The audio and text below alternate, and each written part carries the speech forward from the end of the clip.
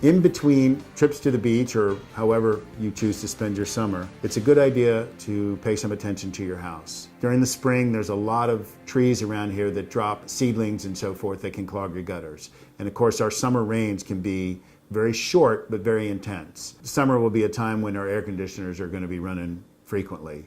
So it's important to make sure that your condensation drains in your furnace are properly cleaned.